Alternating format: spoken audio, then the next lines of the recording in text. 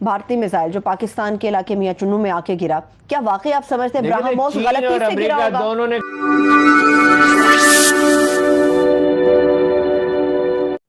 Hello friends, welcome to our YouTube channel. आज आपके लिए एक ज़बरदस्त वीडियो लेके आए हैं जिसमें आपको काफ़ी कुछ जानने को मिलेगा। तो इस वीडियो को अंत तक ज़रूर देखें और चैनल पर नए हैं चैनल को सब्सक्राइब करके बेल आइकन जरूर दबाएं ताकि आपके लिए और भी मज़ेदार और इंटरेस्टिंग वीडियो लाते रहें। तो चलिए दोस्तों, आज की वीडियो की तरफ चलते हैं। Thank you so much. जय हिंद, जय भारत। इस पे मज़ाकरात होने चाहिए, ये इत्तफाकन नहीं हो सकता। बारामोस जैसा जदीद मिसाइल इत्तफाकन इधर नहीं आ सकता। उन्होंने गालिबन टेस्ट करने के लिए किया है। फर्स्ट स्ट्राइक हम कर सकते हैं। पाकिस्तान का रिएक्शन क्या होगा? पाकिस्तान में फैसला कर लिया गया था जवाब देने का, लेकिन बाद में ये देखा गया कि उसमें बारूदी मवाद नहीं है, नुकसान नहीं हुआ।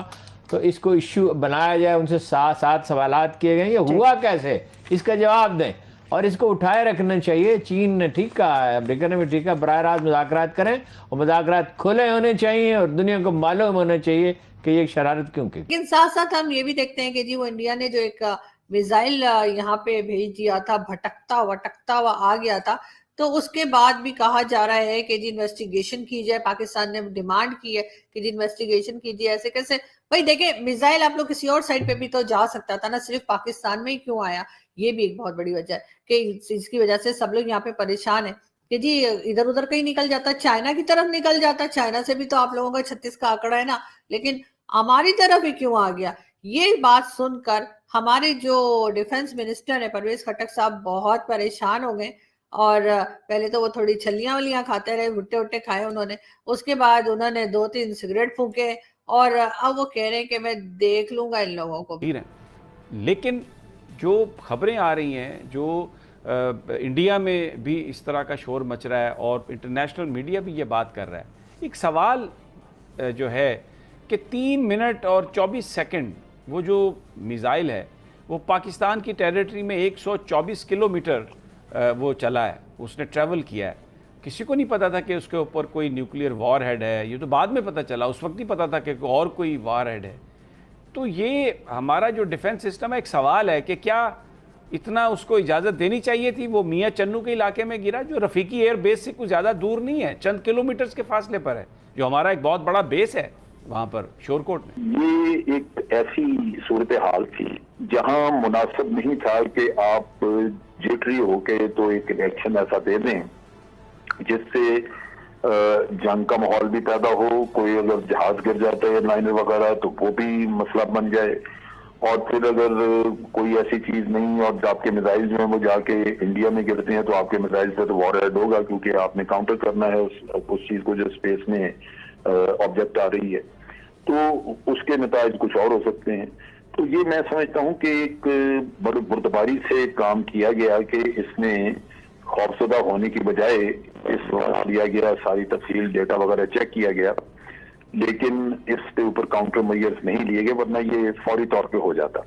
भारत एक हॉस्टाइल नेबर है, तो अगर हम उसको वो एक हमारे पास अगर एक कैपेसिटी है और अगर हम उसको ऑन नहीं करते और हम ये तवक्को करते हैं कि जंग का कोई माहौल नहीं है, तो अगर खुदा न खास्ता इस मिसाइल पर कोई वॉर हेड होता, यानी कोई कुछ भी किसी तरह का भी, और ये गिरता टारगेट पे किसी पे, तो ये तो बड़ा नुकसान कर सकता था। कि इमरान खान साहब का कहना है कि जी मैं शलवार कमीज पहनकर यूरोप, अमेरिका और सारी दुनिया में घूमा और उसी की वजह से जो है वो बचत हुई।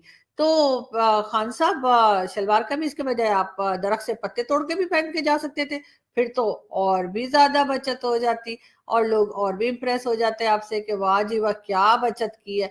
लेकिन खैर, इन तरह की बातों पे ज्यादा हम लोग कान नहीं धरते खान साहब के, वरना तो आपको पता ही है कि खान साहब किस तरह की बातें करते हैं और उसके बाद दूसरे लोग घबराए घबराए रहते हैं, लेकिन खान साहब बिल्कुल कॉन्फिडेंट होके रहते हैं और उन्हें कोई घबराहट नहीं होती। और बात इशू वही है, इंडिया और पाकिस्तान के बीच मिसाइल का मसला। भारत की तरफ से एक मिसाइल पाकिस्तान की तरफ दागा जाता है या उड़ के by mistake, by error, malfunction या मेंटेनेंस के दौरान कोई ऐसी टेक्निकल एरर आता है जिसकी वजह से वो इधर आ जाता है। जो भी है उसमें अमेरिका के एक स्टैंड आया सामने, और सिर्फ अमेरिका का नहीं, चाइना ने भी उसके हवाले से बात की है। इंडिया का स्टैंड तो ये है कि ये मॉल फंक्शन है या ये कि टेक्निकल एरर है, मेंटेनेंस के दौरान ऐसा हो गया कि वो वहाँ से निकल के यहाँ पे आके गिर गया। और पाकिस्तान ने ये कहा कि ये हम इसके ऊपर जॉइंट इन्वेस्टिगेशन चाहते हैं और ये इसको कंडेम करते हैं। ये बहुत ही ख़तरनाक बात हुई है क्योंकि फिर उसको देखना पड़ेगा जो वहाँ की इस तरह के हथियार हैं उनको इंस्पेक्शन चाहिए, उनका सिस्टम जो है वो कैसा है और इसकी तहकीकात इकट्ठे होने चाहिए ताकि हमें पता चले कि ऐसा क्यों हुआ है। ये पाकिस्तान का स्टैंड सामने है, कंडेम किया गया इसको कि भाई। इमरान खान साहब का कहना है कि जी औरतें जो हैं वो अगर कपड़े उतारें, यानी कपड़े उतार तो सकती हैं लेकिन कपड़े पहन नहीं सकती, इसको इस्लामोफोबिया कहते हैं। ये कैसी बात की है खान साहब? ये क्या बात हुई कि औरतें कपड़े उतार सकती हो लेकिन पहन ना सकती हो, तो इसको इस्लामोफोबिया कहते हैं? ये कम से कम मेरे समझ में तो नहीं आ रहा। अगर जो हमें लोग देख रहे हैं आप में से किसी की समझ में आया हो कि खान साहब ने ये क्या बात की है तो हमें भी बता दिएगा। इसका कोई गलत मतलब नहीं लेगा, जुकाम हो रहा है ना मुझे, मैं ये नहीं बता रही कि कुछ समझ रहे ना।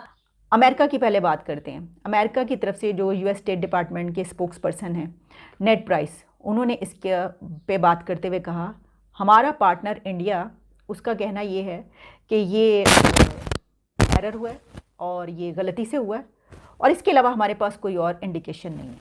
मतलब ये कि हम इसको ऐसे ही देख रहे हैं, हमारे पार्टनर इंडिया ने हमें ये बताया है कि ये बाय मिस्टेक ऐसा हुआ है और इसको ऐसा नहीं होना चाहिए था। लेकिन इसके अलावा जब उनसे सवाल किया गया कि भाई, तो उन्होंने उसको बिल्कुल जो है वो कैटेगोरिकली उसको डिनाई कर दिया, ये कह के कि इसके अलावा हमारे पास कोई और इंडिकेशन नहीं है। और उन्होंने ये बात सुनना भी गवारा नहीं किया इस हवाले से कोई। देखिए उनकी जो ये बात है वो स्टार्ट कहाँ से होती है, जब वो बात करते हैं हमारा पार्टनर इंडिया। इससे वो क्या बता रहे हैं? वो कह रहे हैं भाई वो हमारा पार्टनर है, हम उसके मुतालिक उसके खिलाफ बात नहीं करेंगे। हम हाँ, आप जो कह रहे हैं हो सकता है वो सच हो या गलत हो, जो भी है हमें नहीं पता। हमें तो हमारे पार्टनर ने, यानी ये कि हमें इंडिया ने जो बताया है वो ये है कि ये गलती से हुआ है और एरर है, तो हम इसको इसी तरह ले रहे हैं, हमारे पास और कोई वजह भी नहीं है। तो उन्होंने इंडिया को सपोर्ट कर दिया। हम उनके बहुत क्लोज पार्टनर, बहुत क्लोज अलाई रहे हैं, मिलकर हमने क्या क्या कुछ नहीं किया, यानी जंगें तक लड़ ली। लेकिन आज हम एक ऐसे मोड़ पर खड़े हैं अपनी गलत फॉरेन पॉलिसी की बिना पर। 3 साल के अंदर हमने अपनी फॉरेन पॉलिसी में अमेरिका के साथ वो कुछ कर डाला है कि अब वो हमारी बात तक सुनने को तैयार नहीं है। ये सारे आपको साइड इफेक्ट्स नजर आते हैं देसी ठर्रा के, और ये देसी ठर्रा नहीं पीना चाहिए। चाइना की तरफ से क्या स्टैंड आया है? क्या चाइना ने पाकिस्तान को सपोर्ट किया? देखिए चाइना ने ये बात तो की है पाकिस्तान कि ये स्टैंड है कि जी हम चाहते हैं कि जॉइंट इन्वेस्टिगेशन हो दोनों कंट्रीज़ के बीच, और ये मामला ऐसा है कि जिसमें दोनों कंट्रीज़ को मिलकर इसमें इन्वेस्टिगेशन करनी चाहिए। चाइना ने कहा बिल्कुल दोनों को मिलकर जो है इसके ऊपर इन्वेस्टिगेशन करनी चाहिए।